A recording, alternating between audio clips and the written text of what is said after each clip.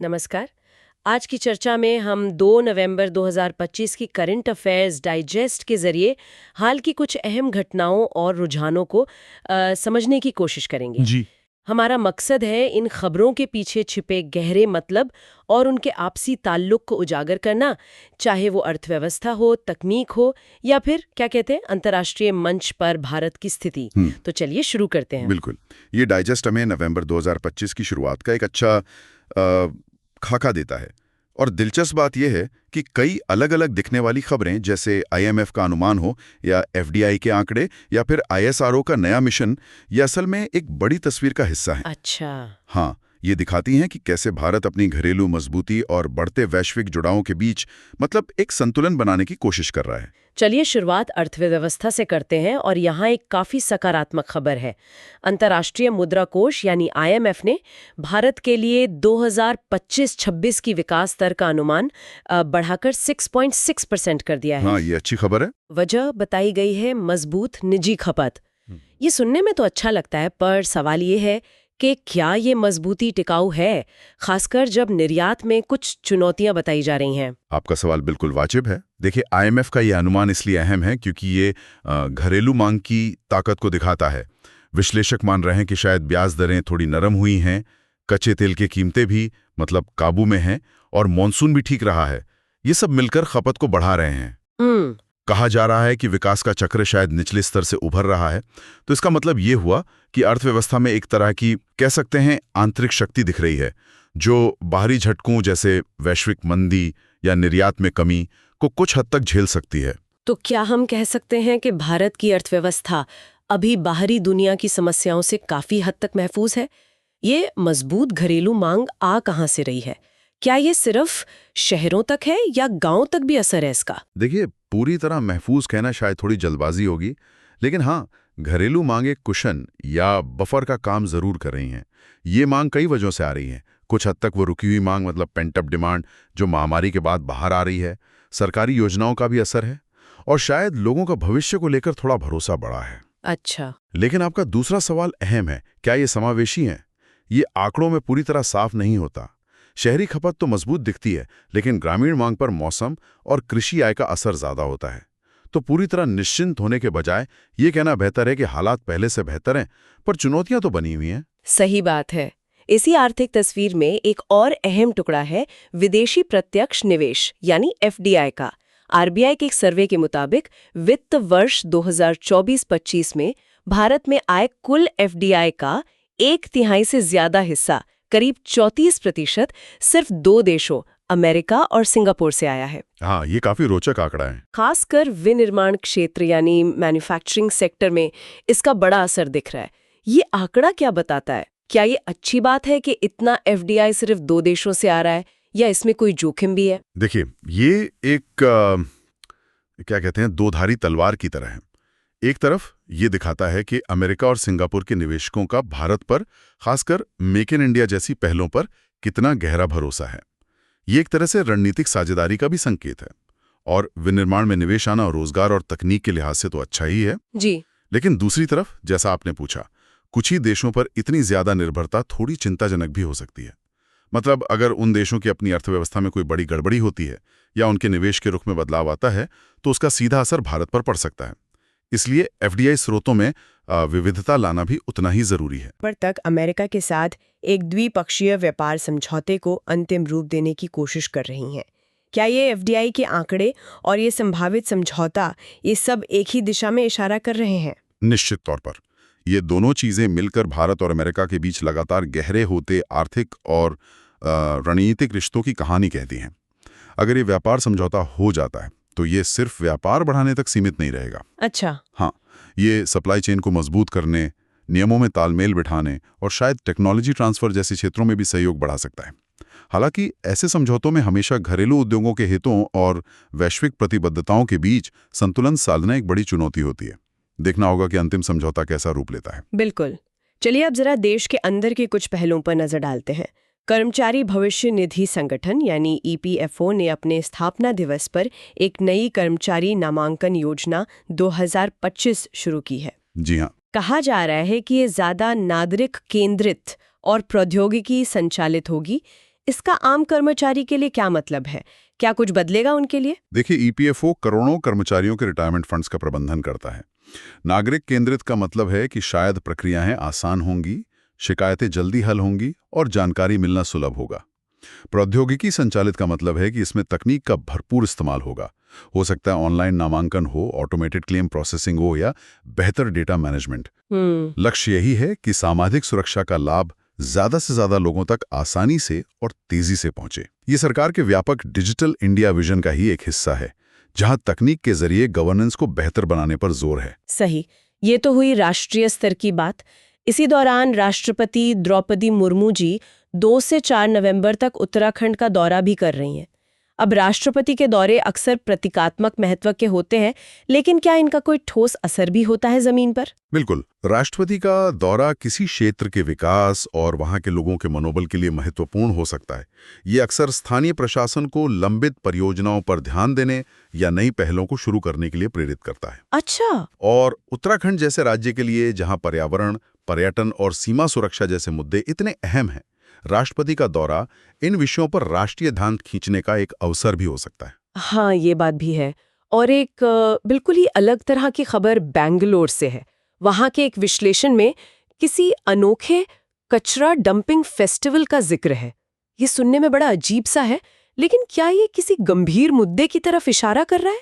हाँ, ये खबर सतही तौर पर भले ही अजीब लगे, लेकिन ये अक्सर शहरी प्रशासन की नाकामियों या नागरिकों की हताशा को उजागर करने का एक, क्या कहते हैं, व्यंग्यात्मक या प्रतीकात्मक तरीका हो सकता है। अच्छा, मतलब विरोध का तरीका। हाँ, बिल्कुल। बेंगलुरु जैसे तेजी से बढ़ते शहर में कचरा प्रबंधन एक बहुत बड़ी चुनौती है। हो सकता है ये फेस्टिवल प्रशासन का ध्यान खींचने या लोगों में जागरूकता फैलाने या शायद नियमों के लागू न होने पर एक तरह का नागरिक विरोध हो। ये दिखाता है कि जमीनी स्तर पर लोग गवर्नेंस के मुद्दों से कैसे जुड़ते हैं, कभी औपचारिक शिकायतों से तो कभी ऐसे अनूठे तरीकों से। ये दिलचस्प है कि कैसे एक ही समय में देश में उच्चतम स्तर पर राष्ट्रपति का दौरा हो रहा है और दूसरी तरफ स्थानीय स्तर पर नागरिक अपने मुद्दों को उठाने के लिए ऐसे रास्ते अपना रहे हैं। सही कहा। ये भारत की विविधता और लोकतंत्र की जटिलता को दिखाता है। राष्ट्रीय नीतियां अपनी जगह हैं, लेकिन उनका जमीनी असर और स्थानीय प्रतिक्रियाएं भी उतनी ही महत्वपूर्ण हैं। बिल्कुल। अब आते हैं विज्ञान और तकनीक के क्षेत्र में, जहां भारत लगातार नई ऊंचाइयां छू रहा है। भारतीय अंतरिक्ष अनुसंधान संगठन यानी इसरो ने अपने अगले बड़े मिशन की घोषणा की है। 2 नवंबर 2025 को LVM-3M5 रॉकेट से CMS-03 संचार उपग्रह लॉन्च करने की योजना है। जी हाँ, LVM-3 को तो इसरो का बाहुबली रॉकेट कहा जाता है ना? बिल्कुल सही। LVM-3, जिसका पुराना नाम GSLV MK3 था, इसरो का सबसे शक्तिशाली लॉन्च व्हीकल है। ये भारी उपग्रहों को जियोसिंक्रोनस ट्रांसफर ऑर्बिट GTO तक ले जाने में सक्षम है।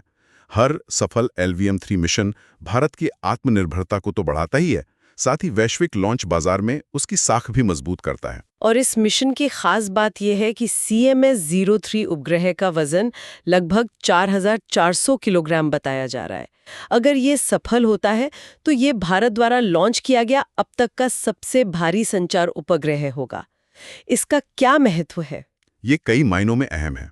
पहला, ये इसरो के इंजीनियरिंग और ऑपरेशनल क्षमता का प्रदर्शन है। मतलब इतने भारी सैटेलाइट को सटीकता से लॉन्च करना एक जटिल काम है। दूसरा, CMS-03 एक अत्याधुनिक संचार उपग्रह होगा। यानी बेहतर टेलीफोनी, टेलीविजन प्रसारण, इंटरनेट कनेक्टिविटी, खासकर दूर-दराज और दुर्गम इलाकों में। ये सीधे तौर पर डिजिटल इंडिया के लक्ष्यों से जुड़ता है, जहां हर कोने तक डिजिटल सेवाएं पहुंचाने का लक्ष्य है। और हाँ, ये आपदा प्रबंधन के दौरान संचार बनाए रखने में भी मददगार होगा। तो अंतरिक्ष में ये छलांग जमीन पर डिजिटल कनेक्टिविटी को बेहतर बनाएगी और जमीन पर डिजिटल लेन देन तो पहली रफ्तार पकड़ चुका है। खबर है कि 2025 की पहली छमाही में UPI लेन देन में करीब 35% की बढ़ोतरी हुई। हाँ, 35% की बढ़ोतरी। और ये आंकड़ा 143 लाख करोड़ रुपए तक पहुंच गया। ये आंकड़े तो चौंकाने वाले हैं। हाँ, ये आंकड़े वाकई प्रभावशाली हैं और भारत में, क्या कहते हैं, डिजिटल भुगतान क्रांति की कहानी कहते हैं। UPI की सफलता तो अभूतपूर्व है, इसने न केवल शहरी बल्कि ग्रामीण भारत में भी लोगों के लेनदेन के तरीके को बदल दिया है। सही कहा। जोखिम हमेशा होते हैं जब कोई तकनीक इतनी तेजी से फैलती है। पहला तो साइबर सुरक्षा का सवाल। जैसे जैसे लेन देन बढ़ रहा है, धोखाधड़ी के प्रयास भी बढ़ रहे हैं। सिस्टम को लगातार मजबूत और सुरक्षित बनाए रखना बहुत जरूरी है। दूसरा, डिजिटल डिवाइड का मुद्दा। क्या समाज का हर तबका, खासकर बुजुर्ग या कम तकनीक प्रेमी लोग, इसका समान रूप से लाभ उठा पा रहे हैं? तीसरा, डेटा प्राइवेसी का सवाल। इतने बड़े पैमाने पर हो रहे लेनदेन से जो डेटा उत्पन्न हो रहा है, उसका उपयोग कैसे हो रहा है और उसकी सुरक्षा कैसे सुनिश्चित की जा रही है? इन पहलुओं पर लगातार ध्यान देने की जरूरत है। ये जरूरी मुद्दे हैं, बिल्कुल। अब जरा भारत के अंतर्राष्ट्रीय रुख पर आते हैं। हिंद प्रशांत क्षेत्र आजकल काफी चर्चा में रहता है। रक्षा मंत्रालय ने स्पष्ट किया है कि भारत जब कानून के शासन और नौवहन एवं ओवरफ्लाइट की स्वतंत्रता की बात करता है, तो उसका इशारा किसी एक देश के खिलाफ नहीं, बल्कि सभी के हक में है। इस बयान की बारीकी क्या है? इसमें क्या छिपा है?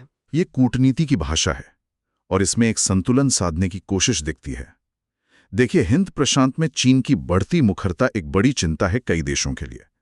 भारत सीधे तौर पर चीन का नाम लिए बिना अंतर्राष्ट्रीय नियमों और सिद्धांतों पर जोर दे रहा है, जैसे समुद्र में आवाजाही की आजादी। अच्छा। ये कहने का तरीका है कि भारत एक नियम आधारित व्यवस्था का समर्थन करता है और किसी एक देश के दबदबे के खिलाफ है।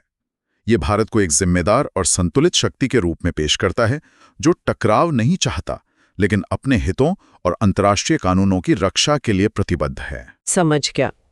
और इसी अंतर्राष्ट्रीय जुड़ाव की एक और कड़ी है। भारत को अंतर्राष्ट्रीय नागरिक उड्डयन संगठन IACO की परिषद के भाग 2 में फिर से चुना गया है। ये सुनने में थोड़ा तकनीकी लगता है। इसका क्या मतलब है आम भाषा में? IACO असल में संयुक्त राष्ट्र की एजेंसी है जो दुनिया भर में हवाई यात्रा के मानक और नियम तय करती है। सुरक्षा से लेकर कुशलता तक सब कुछ। इसकी जो परिषद है वही मुख्य निर्णय लेने वाली बॉडी है। ओके। परिषद के 3 भाग होते हैं और भाग 2 में वे देश होते हैं जो अंतर्राष्ट्रीय हवाई नेविगेशन सुविधाओं में सबसे बड़ा योगदान देते हैं। तो भारत का दोबारा चुना जाना ये दिखाता है कि वैश्विक नागरिक उड्डयन में भारत का महत्व बढ़ रहा है। अच्छा। ये भारत को हवाई सुरक्षा, एयर ट्रैफिक मैनेजमेंट और पर्यावरण मानकों जैसे मुद्दों पर नियम बनाने की प्रक्रिया में सीधे तौर पर शामिल होने का मौका देता है। और भारत के अपने तेजी से बढ़ते एविएशन सेक्टर के लिए भी ये महत्वपूर्ण है। हाँ, ये तो जरूरी है।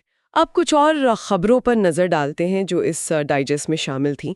खेल जगत से राजस्थान 2025 में खेलो इंडिया यूनिवर्सिटी गेम्स की मेजबानी करेगा, जिसमें करीब 6000 एथलीट हिस्सा लेंगे। जी, खेलो इंडिया कार्यक्रम जमीनी स्तर पर खेल प्रतिभाओं को निखारने और विश्वविद्यालयों में खेल के माहौल को बेहतर बनाने के लिए काफी अहम है। यूनिवर्सिटी गेम्स युवा एथलीटों को एक बड़ा मंच प्रदान करते हैं। राजस्थान जैसे राज्य के लिए ये आयोजन न केवल खेल बल्कि पर्यटन और स्थानीय अर्थव्यवस्था को भी बढ़ावा देगा। सही। ये राष्ट्रीय स्तर पर खेल संस्कृति को मजबूत करने की दिशा में एक और कदम है। और एक दिलचस्प भौगोलिक तथ्य भी है। उत्तर प्रदेश भारत का एकमात्र ऐसा राज्य है जिसकी सीमा 8 राज्यों और एक केंद्र शासित प्रदेश दिल्ली से लगती है। इसी वजह से इसे सबसे ज्यादा जुड़ा हुआ राज्य कहा गया है। इस कनेक्टिविटी के क्या मायने हो सकते हैं? क्या इसका कोई खास मतलब है? ये सिर्फ एक रोचक तथ्य से ज्यादा है मेरे ख्याल से। इतनी ज्यादा सीमाओं का मतलब है कि उत्तर प्रदेश के पास अंतर्राज्यीय व्यापार, परिवहन और लॉजिस्टिक्स के लिए अपार संभावनाएं हैं। ये से एक महत्वपूर्ण ट्रांजिट हब बना सकता है। साथ ही सांस्कृतिक आदान प्रदान के भी व्यापक अवसर होते हैं। लेकिन इसके साथ ही प्रशासनिक चुनौतियां भी आती हैं। मतलब सीमावर्ती क्षेत्रों में कानून व्यवस्था बनाए रखना, संसाधनों का प्रबंधन और पड़ोसी राज्यों के साथ समन्वय स्थापित करना ज्यादा जटिल हो जाता है। ये उत्तर प्रदेश की खास भौगोलिक स्थिति है जिसके अपने फायदे और अपनी चुनौतियां हैं। तो हमने 2 नवंबर 2025 की खबरों के जरिए अर्थव्यवस्था की सेहत, घरेलू स्तर पर हो रही पहलों, तकनीकी उड़ानों और अंतर्राष्ट्रीय मंच पर भारत की स्थिति को समझने की कोशिश की। कई बातें एक दूसरे से जुड़ी हुई नजर आती हैं। बिल्कुल। ये सभी घटनाएं दिखाती हैं कि भारत एक जटिल दौर से गुजर रहा है, जहां उसे अपनी आंतरिक चुनौतियों से निपटना है, अपनी तकनीकी क्षमताओं का विस्तार करना है और साथ ही दुनिया में अपनी भूमिका को भी मजबूत करना है। एक तरह का संतुलन साधने का प्रयास लगातार जारी है। तो जाते जाते श्रोताओं के लिए एक सवाल छोड़ जाते हैं। हमने देखा कि डिजिटल भुगतान कितनी तेजी से बढ़ा है और EPFO जैसी योजनाएं भी तकनीक पर निर्भर हो रही हैं। इसे देखते हुए क्या लगता है भारत में तकनीक आधारित सार्वजनिक सेवाओं का अगला बड़ा कदम क्या हो सकता है? शिक्षा, स्वास्थ्य या कृषि, कहाँ पर तकनीक सबसे बड़ा बदलाव ला सकती है आने वाले समय में? हाँ, ये अच्छा सवाल है, या इस पर भी विचार किया जा सकता है। एक तरफ मजबूत घरेलू मांग अर्थव्यवस्था को सहारा दे रही है, वहीं दूसरी तरफ भारत अमेरिका जैसे देशों के साथ व्यापार समझौते कर वैश्विक अर्थव्यवस्था से और गहराई से जुड़ना चाह रहा है। भविष्य में भारत अपनी आर्थिक रणनीति में इन दोनों यानी आंतरिक मजबूती और वैश्विक एकीकरण के बीच सही संतुलन कैसे साध सकता है? इन सवालों पर सोचने से हमें भविष्य की संभावनाओं और चुनौतियों का शायद बेहतर अंदाजा लग सकता है।